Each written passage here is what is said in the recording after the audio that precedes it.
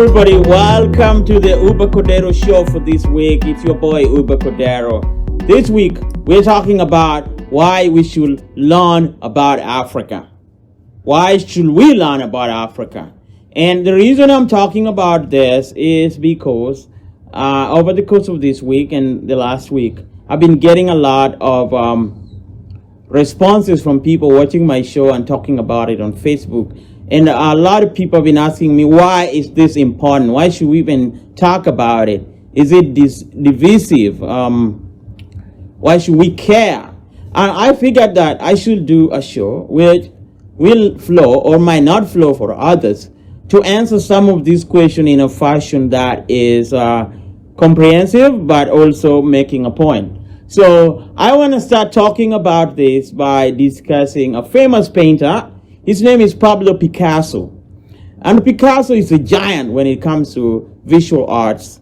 Between 1902 to 1907, Picasso started what would later define early modernism in painting through a method called cubism. And Picasso's paintings often showed elaborate emotional details and very poignant features and in cubical painting. And these paintings were very much influenced by painters from Benin in West Africa and the sculptures from those regions as well.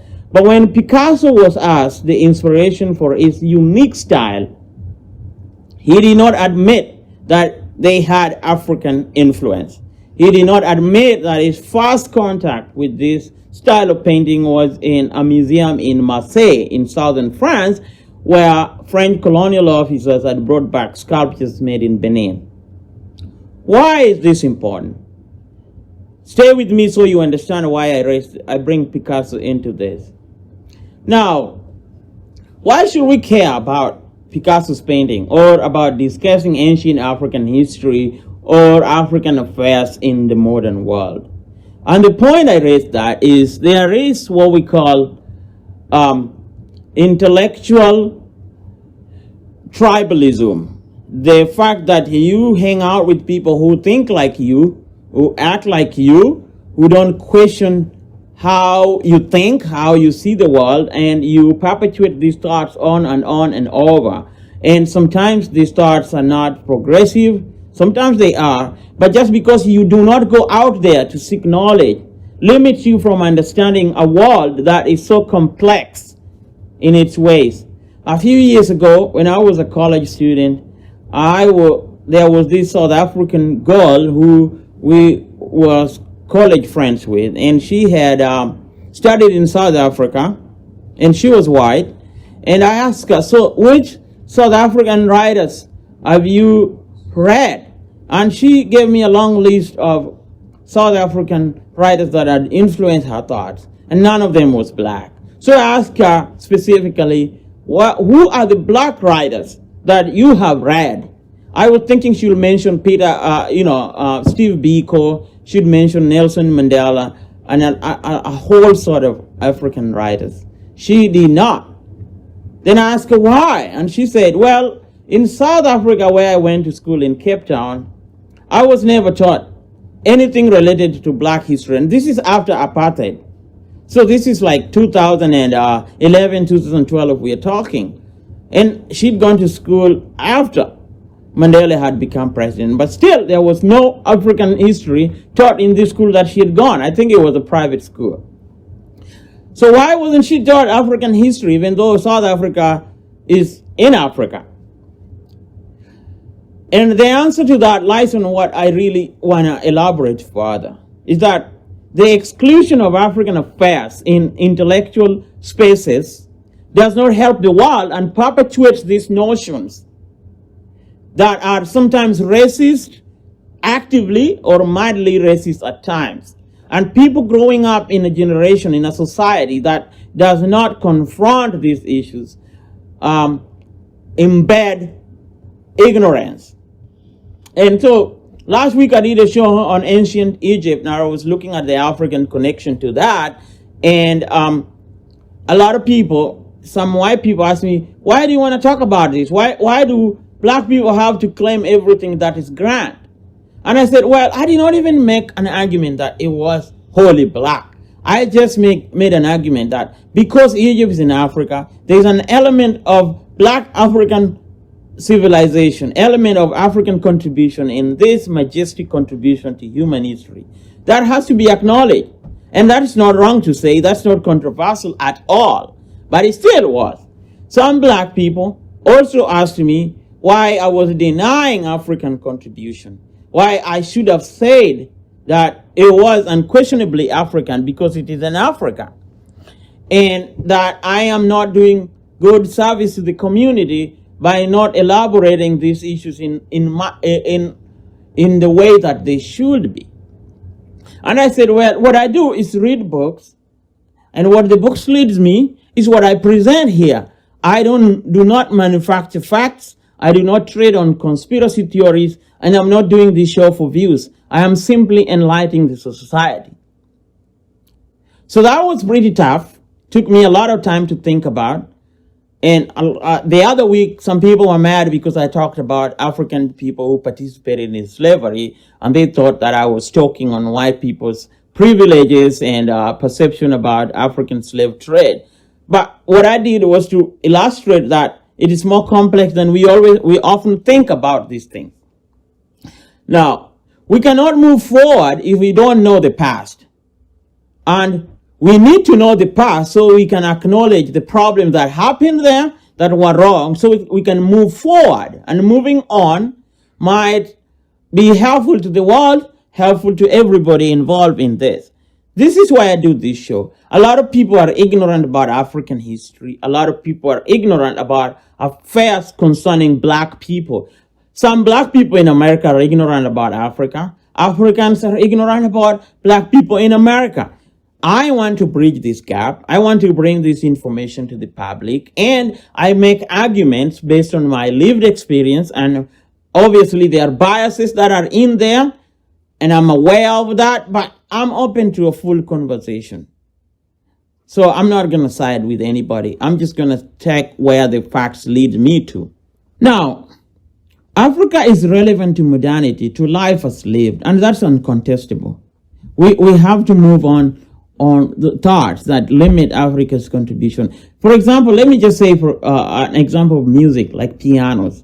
Do you know that pianos that form a big part of what we call classical music now as an instrument has elements of slavery that hasn't been acknowledged? That a lot, because in the 19th century and mid 18th centuries, they were using elephant tusks to make pianos. And these elephant tusks were brought from Central Africa, Zambia, DRC, and those plains in the Congo forest and Congo Valley, and were brought by porters who were often enslaved from the hinterland of Africa to the coast and then exported to America. So when you see it in a colonially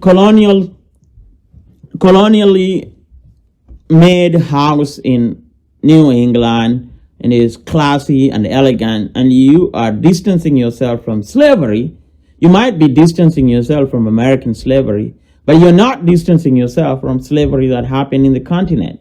Just because this piano that you enjoy was first involved in slaughtering elephant, and secondly on slaving these native people.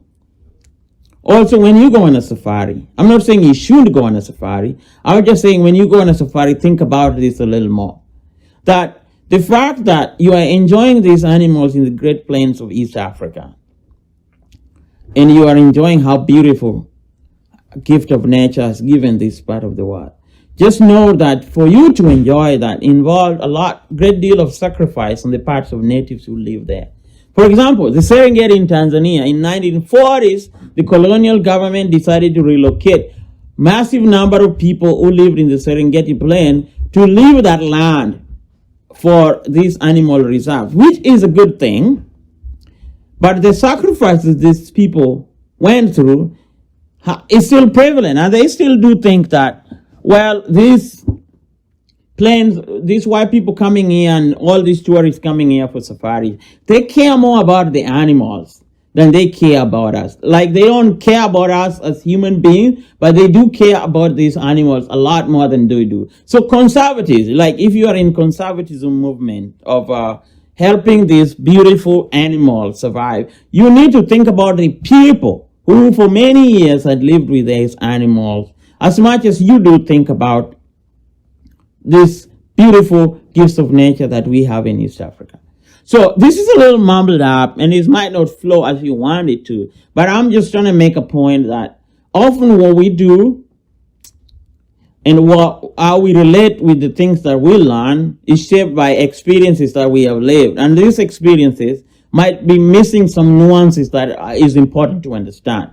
So the very fact that we like to enjoy things that are classy, and like diamonds, like gold, like cell phone, and we miss the connection to the labor and to the histories of people who partake in the making of these things, in the sweatshop workers, in the gold miners, the coltan miners in the Congo, and the conflict that this might result to does not excuse our guilt. So we are part of it. We are part of this consumerism culture, which has consequences to people. And this is important for us to know. It's important to connect these things. Now, finally, here's what I'm going to talk about. There is the concept of self-belief. If you understand, you have self-belief, you have self-awareness, you know your history, you know your past, you know how things work. In short, you walk in the way people speak these days. Then you can walk around this world with some element of power.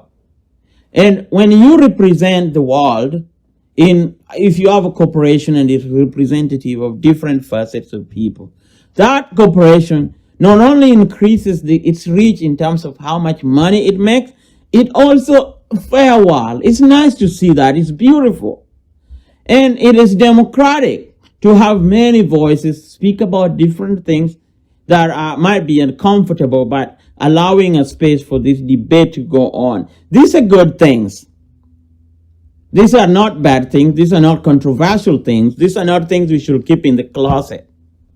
So when you have an educated and enlightened people, it makes for a better world. It makes for a more favorable and more tolerable and equitable society. And that's what this show is all about. So if you like what we are presenting and you like to be part of it, don't forget to like and to subscribe on this show and to follow us on YouTube at the Uber Cordero Show and on Twitter as well. Thank you so much. Keep sending your question. I'll be doing my very best to answer them.